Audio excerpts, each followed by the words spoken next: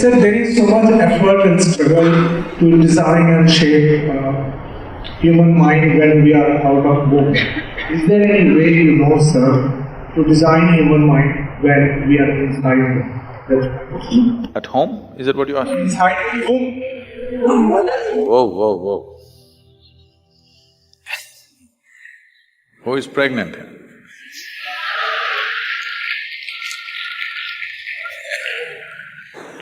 If you do not know this, maybe in northern part of the country it's largely almost gone totally. In south it's still little alive in the villages, but there also it's wiped out quite a bit. If you do not know this, from preconception to conception to various stages of pregnancy and delivery, and as long as the mother is feeding the child, there's an entire established process in this country as to how a woman should eat, what she should do, what kind of people she should interact with, what kind of form she should look at, what kind of form she should not look at, what kind of sound she should hear, what kind of sound she should not hear. All this was very much there. But we must also understand life has changed. Today women are going to work, they have to get into that horrible bus where they're pushed around, it doesn't matter she's pregnant. And all kinds of things, all kinds of fumes, all kinds of sounds, all kinds of noises, all kinds of abuse, every kind of thing happening to her. In some way, we're doing that to the child also. There is no job in the country or in the world where you can take off for 1.5 years and get back to the job to fulfill this. For various reasons, we are not taking the business of manufacturing the next generation of people with sufficient care. We are not paying enough attention to it, for which we will pay a price. Over a period of time, we will pay an immense price for that. But we are definitely not taking enough care about it in the entire world, not just in this country. Because we've got all kinds of social situations which does not allow that space for a woman to dedicate that kind of time and attention. See, being pregnant is not just about reproduction.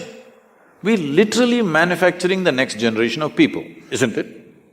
Is it not important, of all the products that you produce on this planet, is it not most important that we produce wonderful human beings for the future generation? Is it not the most important thing? But we have created a social situation and an economic situation where there is no such possibility to take care of these things.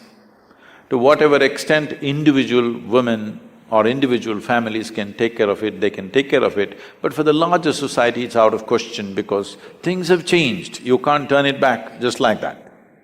The intelligence of the body is such, if you already do not know this, if a woman delivers a male child, the quality of the milk that she produces is in a certain way.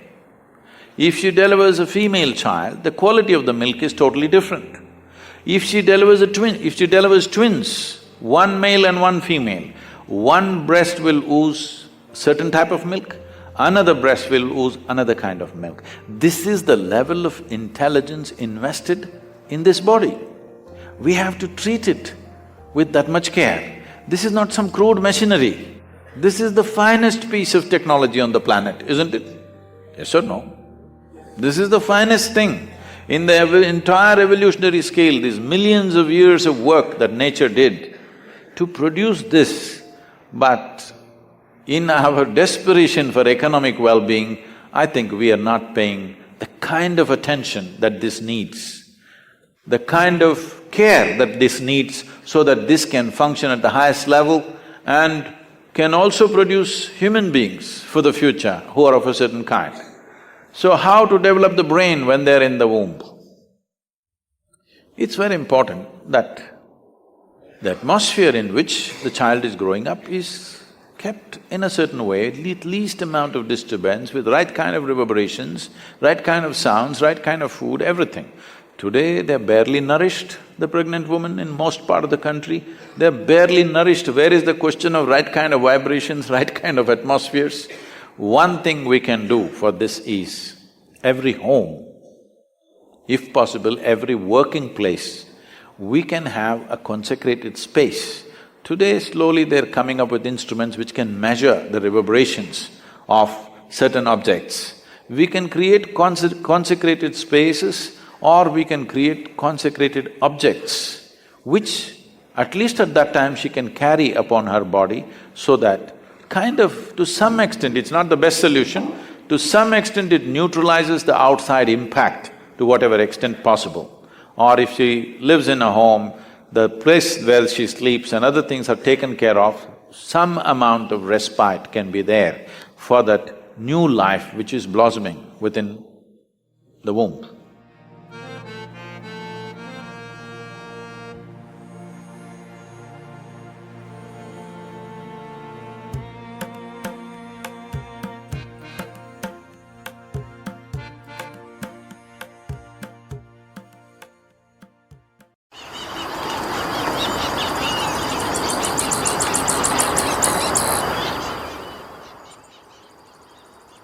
So at a time like this, there is no nation which is fully prepared to handle a situation like this.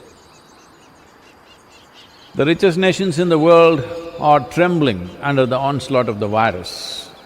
So definitely, India, for the kind of population and the concentration of population we have, definitely we don't have a medical system and the economics to really provide everything for everybody for months on end.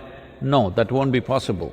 So the only way this can happen is that a cohesive action by the citizens as a part of this, the Prime Minister has given a call at 9 p.m. Everybody should light a lamp or a candle or at least flash your cell phone thing. Please don't do your cell phone, not here.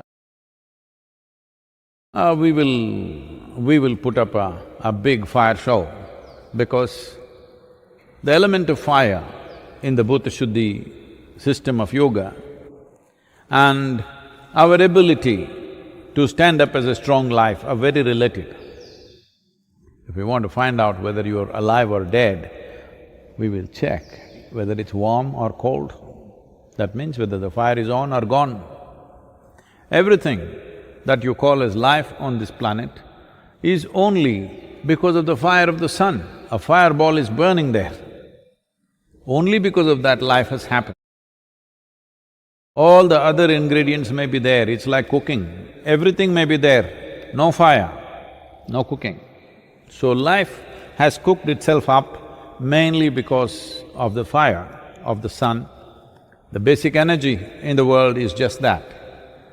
So using fire as a way of keeping ourselves well is very much a part of the yogic system.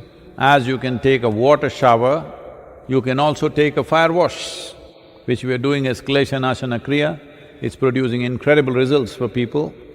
As a nation, the Prime Minister is requesting us to have a little fire around you, at least for 9 minutes.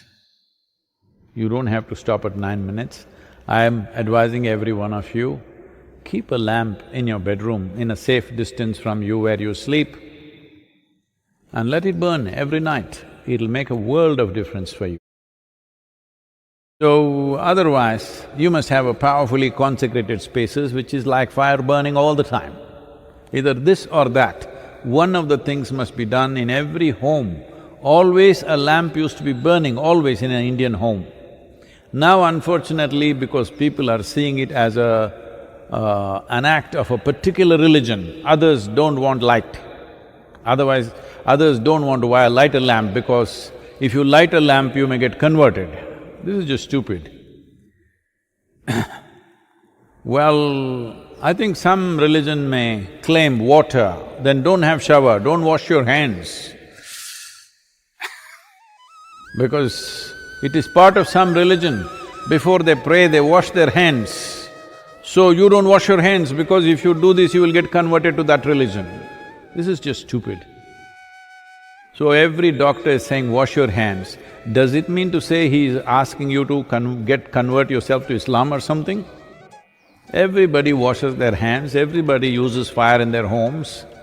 This is most important thing is, apart from what benefit it has, the most important thing is, right now, what decides we successfully get across this situation or not is how cohesively India acts like one person. This is the only solution for us.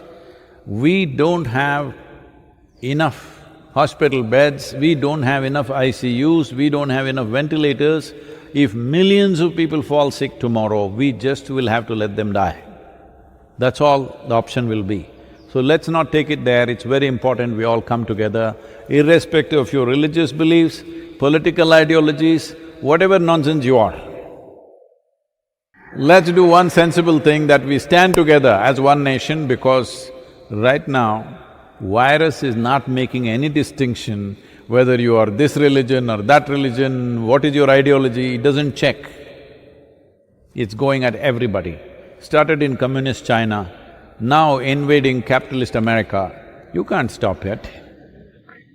It's not a communist virus.